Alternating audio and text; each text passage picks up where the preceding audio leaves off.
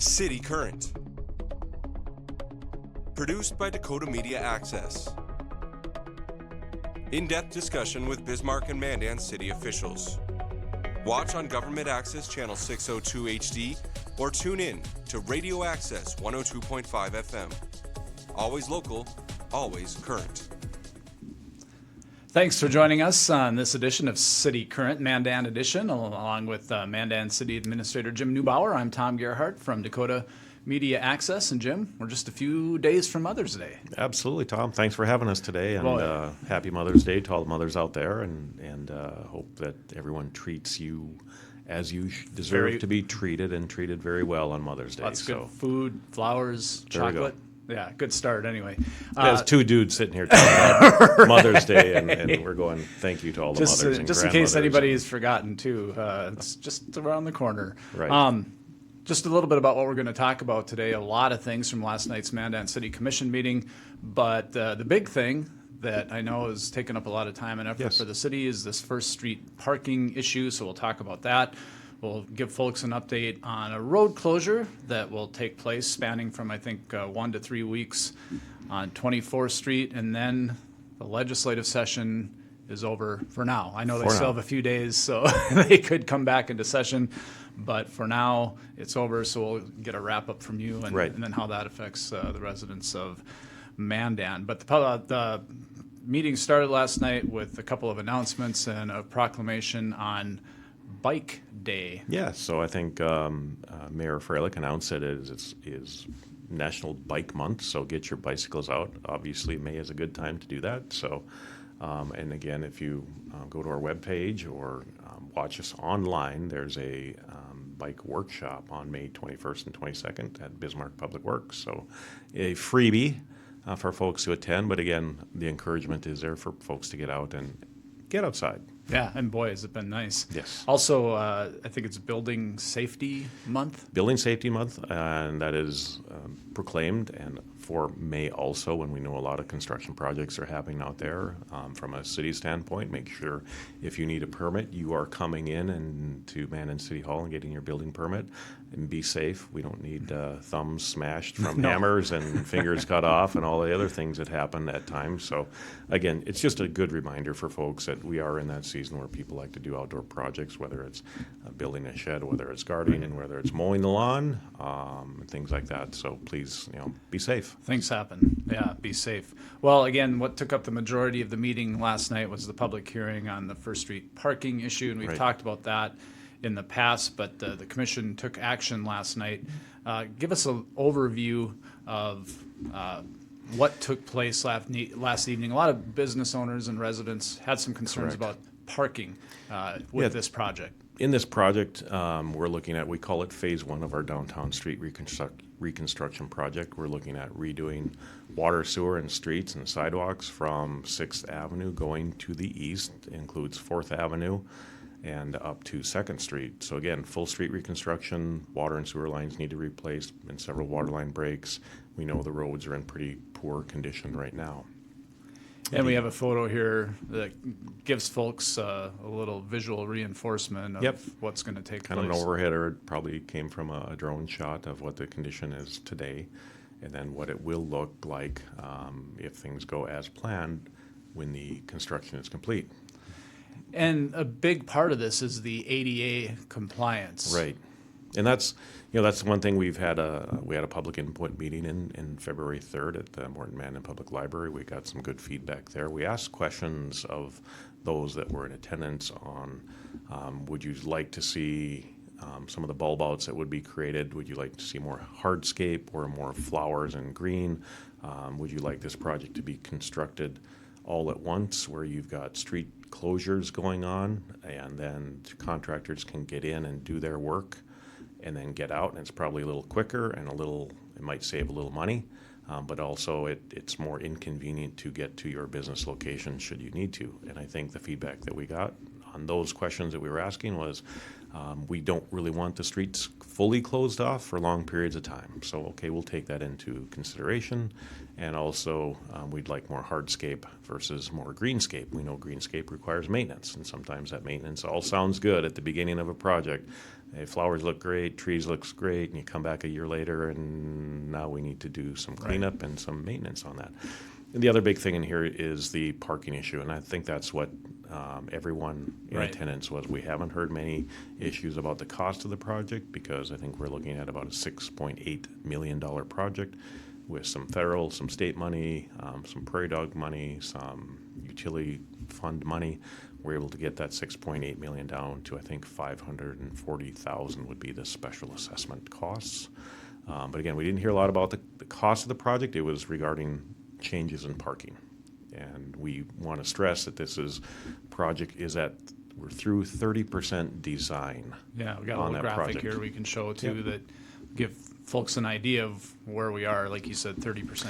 30% design, and we do that for a few reasons. One, if a project gets protested out, we don't have 100% design into it, and we've covered those costs. We get a good estimate on what it may cost, what it may look like up through 30%, and then we put the district out for whether it gets protested out or not. Last night's action was for the board to determine whether there was an insufficiency of protests. So really the action from the board last night was to say, okay, of the area, I think there was, I can't remember the acreage, 55 acres or something like that within this district, and how much land area protested out this project. And we do that calculation a couple of ways just to demonstrate, by parcel and also by land area. By law, it's by land area, and I think both were around 20 to 21% had protested out, and you need over 50% in order to, in essence, kill a project. Right. And it was interesting listening to the meeting last night. You can go to dakotamediaaccess.org and you can go to our archive and listen to the thing in its entirety, or to our Facebook page. But there was, like you said, it was all about a change from sort of the, what's the term? Diagonal parking to parallel parking. And some spaces, you will lose some spaces in this project. But again, the ADA compliance, the money that you can get coming in to help pay for this project. Well, really, Tom, it's a matter of whether there were any federal or state dollars involved at all. We still have to construct our projects to be ADA compliant. So a lot of folks think that, well, because we're taking, I think, $2 million in federal state money, that this is the reason that we have to do that. Really, it's we have to construct the project in accordance with ADA guidelines, which in this case means some of those sidewalks that we have in this corridor would be wider. And to match where building doorway entrances are and things like that. I know that our city engineer, Jarek Wigness, had a good graphic up there to kind of explain. I think we've got that one too, if we can take a look at. Yep, kind of explain, here are some of the doorways that we're dealing. There's not many doorways on 4th Avenue between Main Street and 1st Street, but when there is I think we had a 6 or a 12-inch lip to get into a business, we have to bring that sidewalk up to be in compliance. And the farther you have to raise that sidewalk, the more room it takes to go into existing parking lanes, which in turn means your driving lanes, which in turn all has a ripple effect on, can you do parallel parking or can you continue to do diagonal parking? And we want to stress that we are at 30% design, and at 30% design, it looks like we will need to make a parking change. But between 30% and 100%, things can change. A lot of work is going to be done. We will involve those property owners in several discussions to help explain maybe there's some things they can do inside their building that would affect the width of the sidewalk outside their building. Sure. And there's other underground things we have to be cognizant of, drainage and things like that, so we get slopes done correctly and the road constructed in a way that, roads deteriorate from driving on them, from just the temperature changes we have in North Dakota, and from water. Yeah. The longer water sits on a roadway, the more it's going to deteriorate at a faster rate. Yeah. So our goal is to get the water off the road as quick as possible, which lengthens out the life of that road. But again, a lot of the changes that on parking issues are a result of some of the ADA things we have to comply with. And it's not a matter of, well, we can just ignore them. Right. We can't ignore them, or we put ourselves in a position to be sued. And we don't want to put ourselves in that position either. I thought it was interesting, too. There's always more detailed Yep. than someone would think, but 2 parking studies were done Yep. where I think we heard that, photos were taken every 15 minutes. And Yep. so it's decisions aren't made without effort Correct. behind the scenes. And so we've, our engineering staff, we had bought some tools to put in our toolkit. We had done what we call a parking study where we put a camera up and it takes pictures every 15 minutes. So we originally did that on a Tuesday, Wednesday, Thursday to get a baseline. And then we came back at the request. People said, well, that doesn't include Friday and Saturday and Sunday, or those aren't our busy times. Okay, so we came back and did another analysis doing a Thursday, Friday, Saturday. And I think the utilizations were pretty similar in the fact that there might be a couple times when the parking exceeds what's available.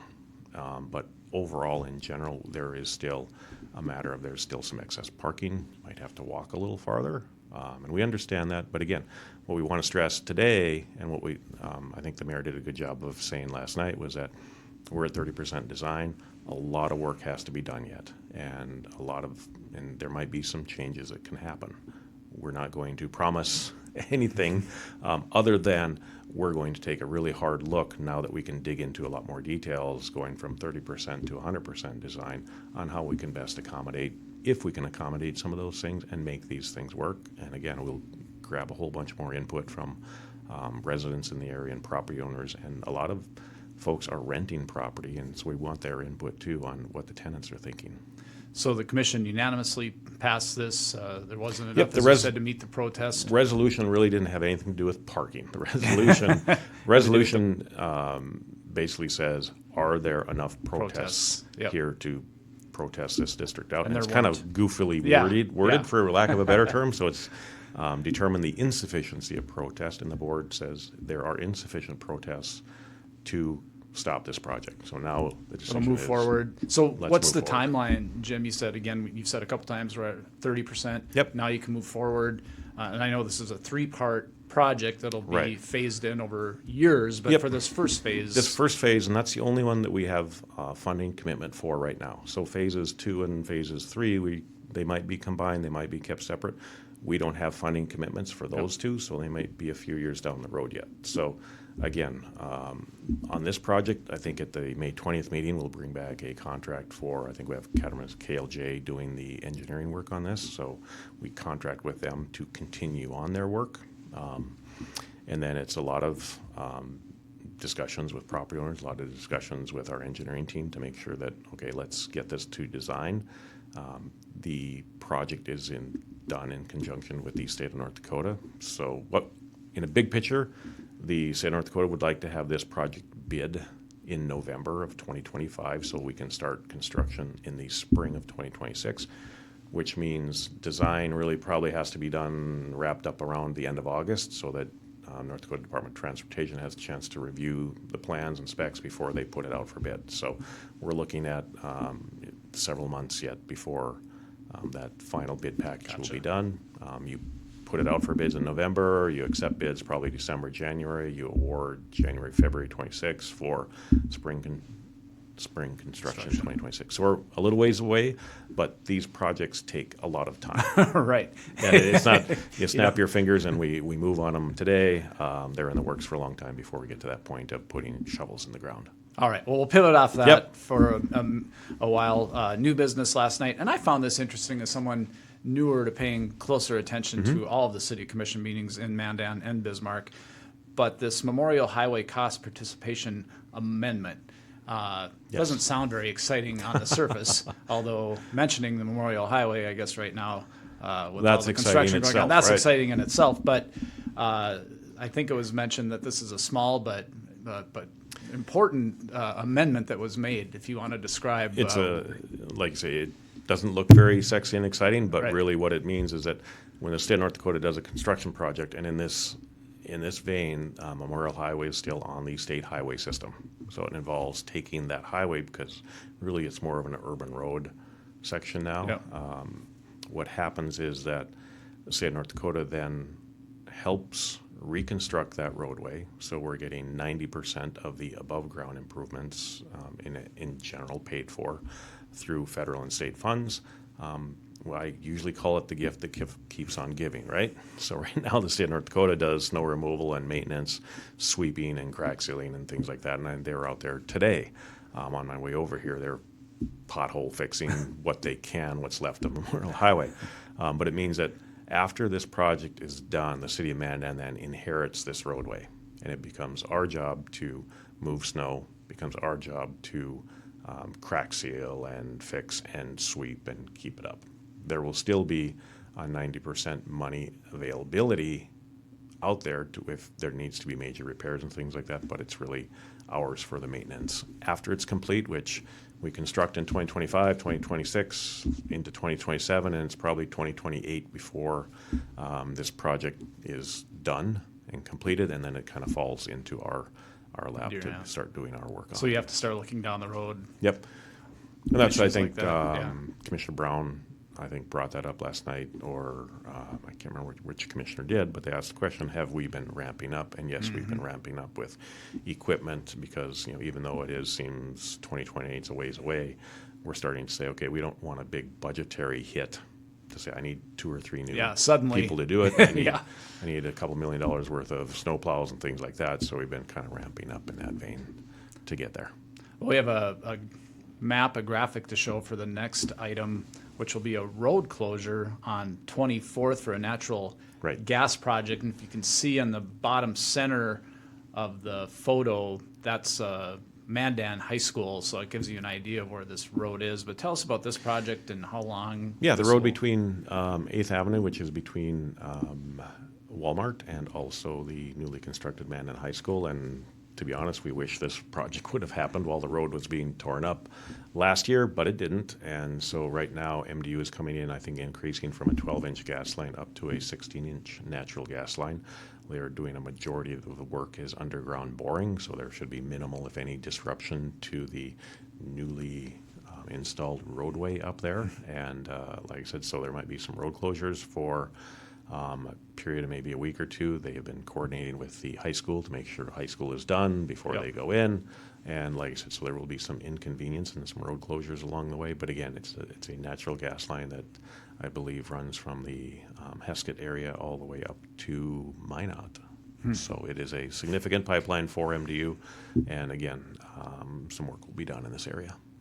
Another thing I wanted to touch on under new business, a grant policy was approved, and it deals with the state or the sales tax collection, not the state, the sales tax collection under Measure 1 from last year, I believe. Yep. And just last spring, a group of citizens got together and put together what we call Measure 1, which is an additional half-cent sales tax used to support public transportation projects and also police and fire vehicles and buildings and city hall accessibility needs. And so for public transportation is 2 cents of that half cent would be collected on sales tax basis, and that collection started January 1st, and in turn folks can apply for its grants to, if they have a entity that is dealing with public transportation, which we know that Bismarck Transit does that for the cities of Bismarck and Mandan and surrounding areas,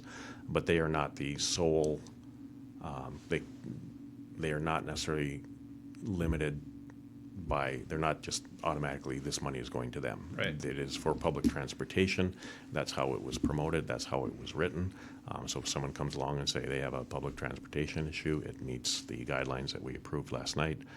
They could also be a potential recipient with those funds too. So again, it moves that into all right, we've started to collect that half-cent sales tax, and of that, the 2 cents, and now it's time to get the application process in and moving.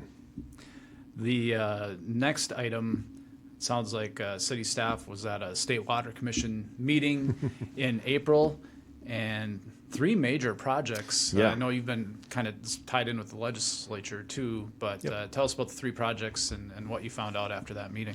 Right, so sometimes these come up. We have a project, and I will say that the Department of Water Resources, also known as the State Water Commission, they've been, the name change. Yep. And so we got to go back and forth with that. They have cost share policies where entities can apply for funding assistance for, say Water Commission does flood control, mitigation, think of water supply from the pipeline going from Bismarck, Mandan, Watford City, all the way over to Fargo to help them in drought situations. Money it comes really from oil and gas activity in western North Dakota that's used to help fund these projects. Fargo flood control, Minot flood control, pick your favorite, but there's also a municipal drinking water part of that. And so we had 3 projects that we've been working on for, again, these projects takes years. It's not just found about this grant and tomorrow we're applying and Friday we find out we're awarded. So we had 3 of them, Memorial Highway, and that is, again, Memorial Highway is under reconstruction, water lines, sewer lines being done. This grant will help cover 60% of the water line installation, so that was a big piece. Monty Drive, which we are in process right now, again, 60% of the water lines in this residential neighborhood being replaced, or 60% of the funding for this project is through the North Dakota Department of Water Resources. And also we have a plant upgrade kind of at the water treatment plant phase. We call it optimization phase 3, and I think in my time I ask them how they get to 3 when I think we're at about 45. So water treatment plants and wastewater treatment plants are constantly undergoing, things wear out. Yep. Things need to be replaced, things to be upgraded. There's really no static time where you're not making improvements to that plant. Because the one thing we want to make sure is that when you turn your faucet on, your water comes out, and when you flush your toilet, the water goes away. And you don't have to think about it. And that's part of what this, and I think the total amount of these grants came to like $11.7 million. Yeah. So those are dollars that we don't have to, in essence, put into our formula for when we come up with how much your water bill is. Yeah. And so these are significant dollars. Usually we say it's about 69 or 70 cents per $1 million we would have to borrow. So the $11.7 million here is a big lift, and if we didn't have that money, you'd be looking at $10 to $12 probably additional on your utility bill per month for a long time. So again, great source, and then a shout out to our legislators, and shout out to Department of Water Resources for providing these funds to cities to access to, and it is meaningful money for all of us. Well, and moving to the legislative session, Yeah. which wrapped up in the early hours last Saturday, I think some meaningful tax relief for property owners. Yep. So I think we've talked about House Bill 1176 many times, and without diving into the dirty, gory details of that, it is, right now I think primary residential credit is at $500. That will be going to $1,600, so $1,100 increase there, and that's real money. Again, that's real property tax relief. And the other piece of that was the 3% caps on budgets and expenditures and things like that for whether it's counties, schools, cities, park districts. It's for everybody. It's not just limited to cities. And that's going to be a big education piece. I told the commission last night, because how that is figured out, someone may get there. It doesn't mean the valuation of your property is limited to 3%, because you may see a 10% increase in the valuation of your property. You could see a 10% decrease in the valuation of your property. But this bill, that 3% does not change how we value properties. And so it more deals with the amount of money that we spend out of our general fund, and those details are, again, Still a work in they're progress. they're being worked out now, and how do we interpret what legislative assembly had in mind and things like that. But those are some challenges that all of the political subdivisions have to deal with. And I know we talked quite a bit about that wastewater study Right. too. Well, it's been turned into a study. Project turned into a study. Yep. But you feel, I guess, as good as it didn't get kicked. It didn't get kicked out completely. Yeah. Although a bill that started out with $50 million in appropriation in it to help, whether it's cities that have issues with their wastewater plants, which are lagoons. There for the city of Mandan, it is our wastewater treatment plant that we are looking at significant dollars. Last estimate I think was $119 million upgrade we're needing to do. This bill would have been for some grant money for the collection and treatment facilities, moved from $50 million down to $25 million, and then there were some cuts made in federal grants to some communities in North Dakota, such as Lincoln, I think, had about a $7 million project to upgrade at their lagoons. I think it was Fessenden, and it may have been a water intake in Washburn. Some of those monies got taken away that they had been counting on as grant money, and here's what it's going to be. And so I think the legislature said we have to try and fill those coffers back up for those communities that have been planning on this money. And this bill there's no money attached to it for wastewater treatment plants or collection systems, but the study the language that was put in was not a may study, it was put in as shall study, so that we think that's a positive, that some steps forward will be taking a look at how is there a grant opportunity, like on the clean water and the drinking water side, is there a way for grant opportunities to be used for the wastewater side? So in the interim, they'll study the issue, and maybe by the next legislative session. Yeah, it'd be great if there's study of the issue and there's a consistent funding source, because I think that was one of the hang-ups on this session, is that there's an identified need of $1.5 billion in North Dakota for wastewater treatment and collection systems. That's there today. And so I think what legislators were concerned about is we would like to find a consistent funding source to help those issues out, rather than just here's some money this session and we'll look and try and find some next year. So again, we're happy that it made it to the shall study stage, and I'm sure we'll be involved in that during the interim. Some fun stuff to wrap up. May is cleanup time, and the grass is green for now. But Yes. You had a lot of crews out in Mandan and Morton County. We have a photo of some doing some good work. Yeah, it's awesome that I think a program that was started by some residents that came to us and said, hey, we should have a cleanup day or a cleanup month. We started out with a day. We've kind of transitioned during COVID.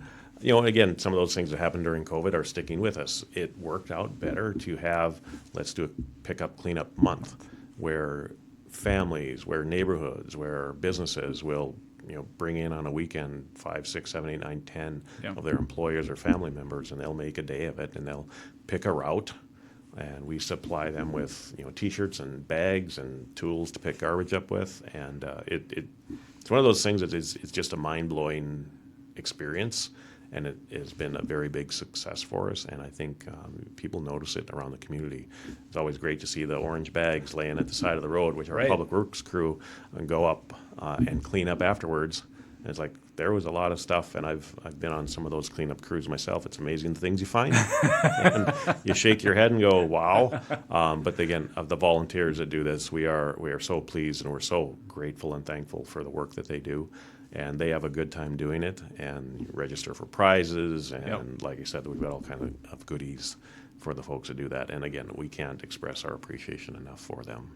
Well, we talked about the Memorial Highway construction project. We thought we'd pass along a number and a QR code and a link so that everybody can stay up to date on what the latest is happening. Yeah, and it's we have been really pleased since dirt started being turned on Memorial Highway. I think there are a couple of flaggers out there making sure that traffic is moving and vehicles can get in and out of businesses at key locations during the construction project. So again, kudos to the folks, the contractors that are out there doing that work. Big shout out to thank you for people for being patient. Please go 25 miles an hour in the speed zone. We do have officers out there ticketing people, and we want to make sure everybody's safe. And when we get the call from the contractor said, hey, people are driving 40, 50 mile an hour down this construction, we'll be out there. And like I said, please be respectful and continue to participate and partake in the businesses that are out there. We know it's a challenge to get to there, but we're doing our best to make sure you still have access to those businesses, and they certainly appreciate you stopping in. Also, wanted to mention a Public Works open house. I guess we'll meet again one time before then. But May 22nd, yes. I think that is a Thursday afternoon from 4 o'clock till 6 p.m., where we invite, one of those things we do, and we kind of do a fire open house in October during Fire Prevention Month. We've started doing the Public Works open house in May, because it is like Public Works Month also, along with Bike Month and along with Builder Safety Month and things like that. So again, we want people to come in and take a look, get to meet our staff, get to see the equipment, bring your kids. We'll put them in a snowplow, we'll put them in a maintainer, we'll put them in a front end loader and things like that, where they can actually see, here's where our folks work. They're very proud of the work that they do, and we like to kind of show it off and invite and take a look. Here's maybe here's some the conditions future that we work city in. employees. Absolutely, and like I said, there's a bratwurst or a burger for you waiting there. Wait a minute. So, Okay, now you're talking. There'll be food. And like I said, our folks, I call them our kids sometimes, but our folks really like to show off the things that we have and the equipment that we have, and come on in and look. And you say, well, it takes us way too long to get to your house when it's snowing out. We've got 4 or 5 plows. We're doing several hundred miles of streets, and but again, bring the kids in, put them in a street sweeper, put them in a snowplow truck and things like that, and they get a charge out of that. Should mention, although most of our lawns are green, there's still a burn ban though. Still a burn ban, touch on that. And please, while things are greening up quite nicely, we had a little bit of rain the last few weeks. There's still a burn ban, and in fact, things are very dry. You can look in fires in western North Dakota and the north Turtle central Mountains, part of state, and even on the eastern part of state, where please be careful. And like I said, burn ban is still there, even though things may look green. There's a lot of underbrush and a lot of other things that can start on fire very easily. Well, you mentioned getting the kids in a snowplow or a sweeper. You have a big event coming up May 17th. Yeah, Touch a Truck is here again. So again, a great event put on by the Mandan Progress Organization, presented by Bartlett and West. I'd like to throw them a shout out because former Mandan City Commissioner Amber Larson kind of brought this event to us and said, hey, this would be cool to have, and it's been a great success. Again, when you want to see, a lot of companies from around town will bring in their big heavy equipment. Kids can sit in there. There is a quiet hour, I'll give you that. So everybody wants to get in the plow and honk the horn or the dump truck, or pick your favorite. It can get noisy. If you want to bring headphones for your kids or yourselves even, please do so. But again, a great event, 10 o'clock to 2 o'clock on Saturday, May 17th, and like I said, free of charge. And I think normally they do a food pantry or drive or something like that. But again, you can go on the Mandan Progress Organization website and bring kids, bring yourselves down there. A lot of adults like to come down here and look at the equipment that's being presented. Yeah, it's fun. Well, Jim, thanks again as always. Want to remind all of you that you can download our apps. We have 2. The Dakota Media Access app will take you to our government access station and our community access station. And then you can find a lot of great podcasters and DJs shows on our Radio Access 102.5 app. So just go in your app store and type in Dakota Media Access. Find those, download them, or you can scan our QR code. Thanks for joining us. Thanks, Tom, for having us. And don't forget about the radio station, too, because I have that locked in on my 102.5 FM. If I'm That's heading right. home after work, there's always usually a meeting on the evening on the way home. Let me catch a couple of minutes of that, too. So thank you for having us. Yeah, thanks for the plug. Good to see you, Jim. Yep. Have a good day. For more information on what was discussed in this episode of City Current, visit cityofmandan.com or call 701-667-3215. If you have any suggestions, comments, or issues you would like addressed in future City Current episodes, contact us at info@freetv.org. This program airs on Government Access Channel 2 and 602 in HD, or on Radio Access 102.5 FM. It's also available as a podcast on radioaccess.org and as a video viewing link at freetv.org. Thanks for tuning in to this edition of City Current.